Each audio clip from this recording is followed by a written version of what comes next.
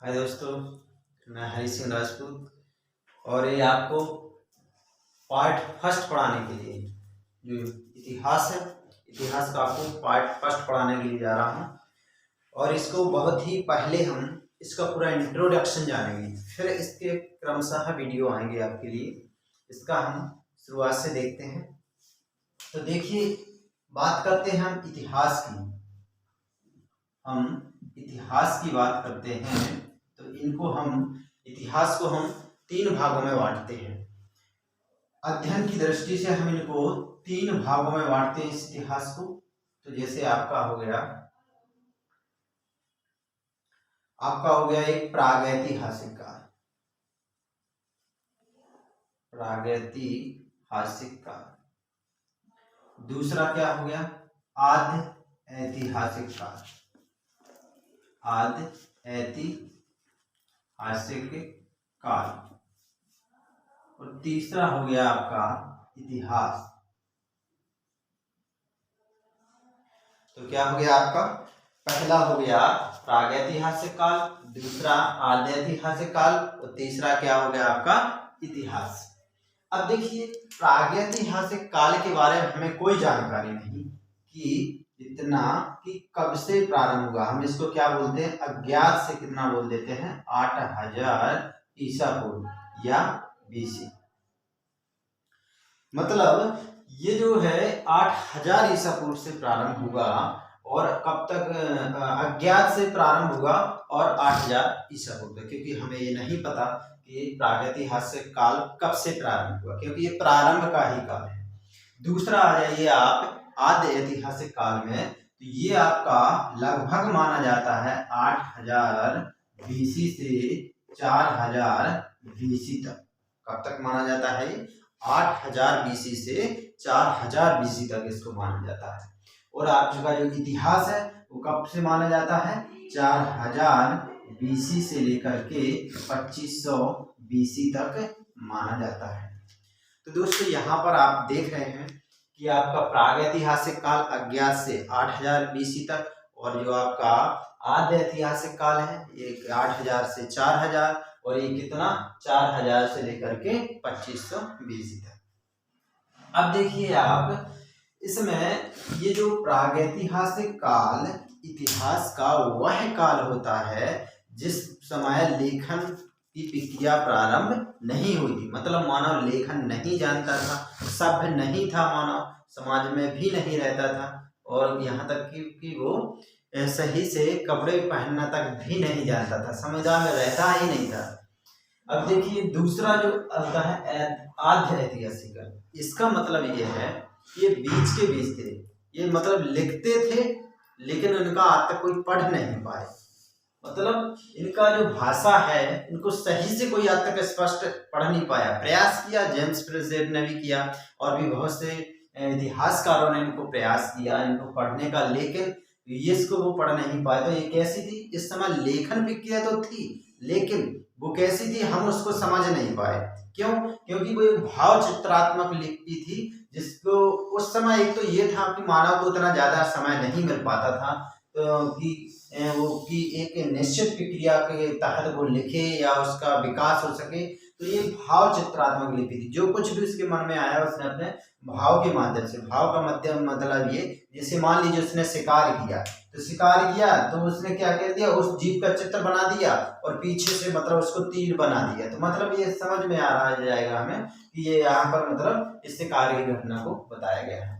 तीसरा जो होता है ऐतिहासिक काल, वो ये काल होता है इतिहास का कि जहां से लेखन प्रक्रिया विधिवत रूप से प्रारंभ हुई और हम उसको समझ भी सकते हैं। वो प्रक्रिया कहलाती है हमारी इतिहास कहलाती है।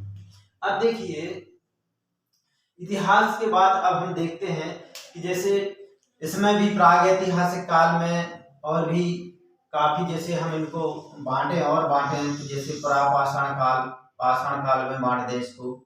जैसे आद्य ऐतिहासिक काल को हम किससे बांट दें? पाषाण काल में बांट दें। तो ये भी और प्रकार में होता है, इसको और भी बांट सकते हैं आप। तो पूर्व पाषाण काल और मध्य पाषाण काल और तीसरा नवपाषाण काल। क्या? नवपाषाण काल।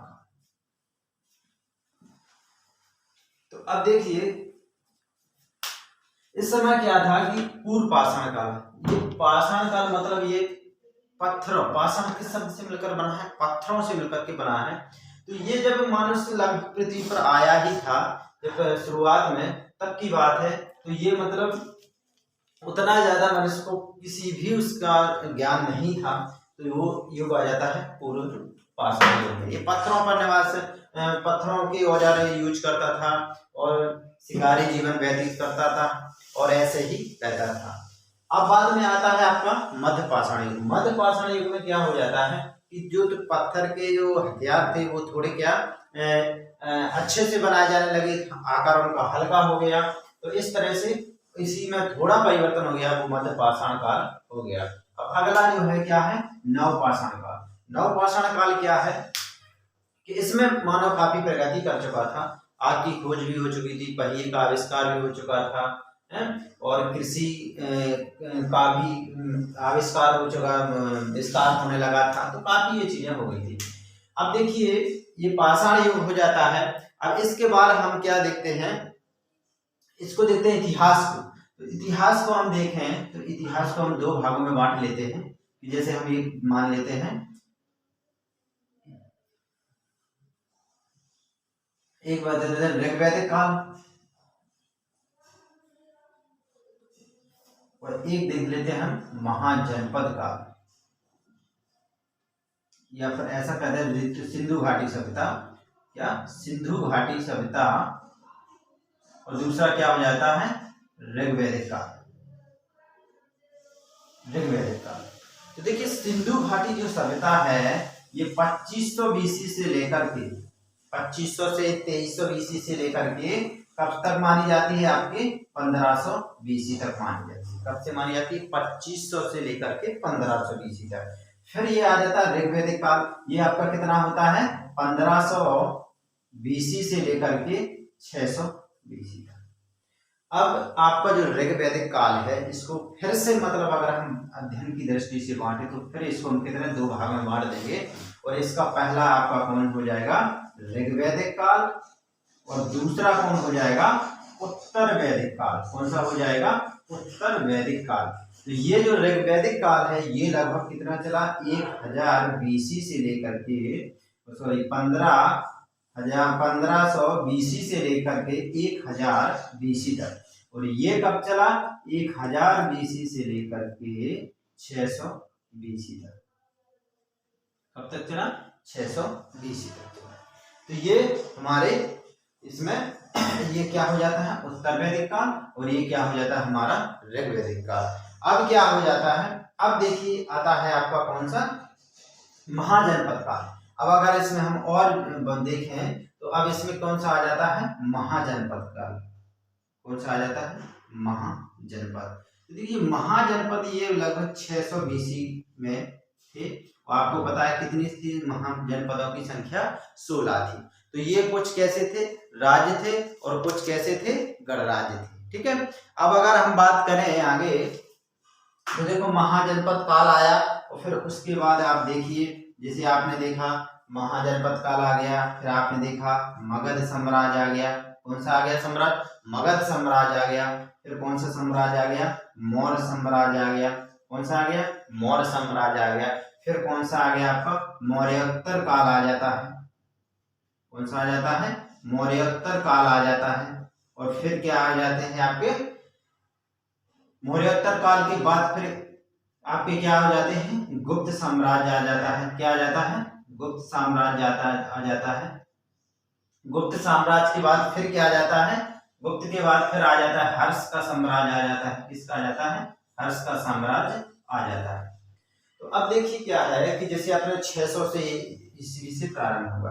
अब ये आपका जो मगध साम्राज्य है, ये मगध साम्राज्य आपका इसी के अंदर जैसे आप देखते हैं कि हर्यक वंश इसमें आ जाता है, और भी आपके ये मौर्य वंश आ जाते हैं। तो ये मतलब किस तरह से किस मगध के अंतर्गत ही आते हैं। अब मौर्य में जैसे आपने देख इसमें नंद वंश भी आ जाता है। इसमें जो घनानंद बहुत प्रसिद्ध शासक था। मौर्य वंश में देखिए आप, मौर्य वंश में चंद्रगुप्त मौर्य कितने महान शासक थे, चंद्रगुप्त मौर्य हो गया, फिर आपका क्या हो जाएगा, बिंदुसार हो जाता है उसका लड़का, फिर उसके बाद अशोक महान, सभी इसी के अंतर्गत आते हैं।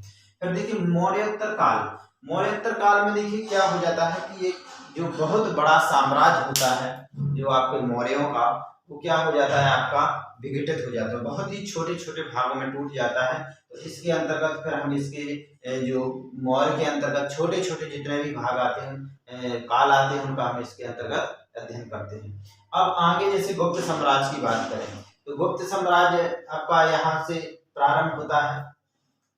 तो गुप्त साम्राज्य, ये जो मौर्योत्तर काल जैसे आप देखें, मौर्य आपका देखें ये 320 से या 19 से मान लेते हैं, 319 से लेकर के आगे चलता है।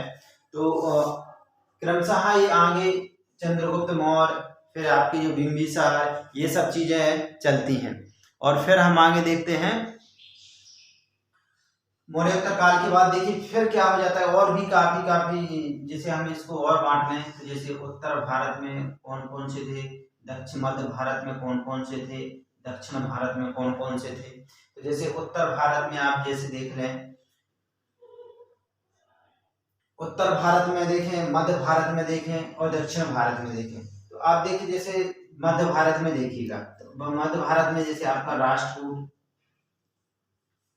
राष्ट्रकूट इसमें प्रमुख थे, और दक्षिण में देखें चोल, चेर और पांड्य, ये क्या थे, दक्षिण भारत में बहुत प्रसिद्ध रहे। उत्तर भारत में जैसे आप देखें ये पाल देख लें, प्रतिहार देख लें, और ये राजपूत, ये सभी इसमें इसके अंतर्गत आ जाते हैं।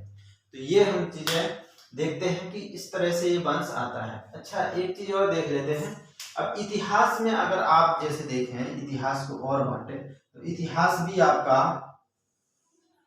3 भागों में बांट करके हम इसका अध्ययन करते हैं। जैसे आपने देखा कि प्राचीन भारत का इतिहास, और फिर आपने देखा मध्यकालीन इतिहास, फिर देखा आपने आधुनिक इतिहास। प्राचीन भारत का इतिहास जैसे आप देखें तो 600 BC से प्रारंभ होता है और आपका कहाँ तक चलता है, आपका 712 AD तक। और ये आपका कैसे 712 AD से प्रारंभ होता है तो 1857 तक ये आपका मध्य भारत चलता है। फिर आधुनिक भारत 1858 से चलता है तो 15 अगस्त 1947 तक ये आपका आधुनिक भारत चलता है। तो इस तरह से हम देखते हैं कि किस तरह से हमें पूरे भारत का अध्ययन करना है। ये हमारा एक संक्षिप्त और एक वो था हमारा कि हम किस तरह से इसका आगे पढ़ेंगे, और फिर आपको एक एक उस पर, एक एक शासक पर, एक एक मुगल पर पूरे वीडियो आएंगे, पूरे क्रमशः आपको चीजें समझ में आएंगी। तो आप जैसे प्रागैतिहासिक काल, ऐतिहासिक काल और इतिहास काल, इस तरह से हम ये चीजों को पूरा अध्ययन करते हुए आपको पूरे एक एक वीडियो, जितने भी वीडियो इसमें बनेंगे उसके माध्यम से हम आपको पूरा समझाने का प्रयास करेंगे।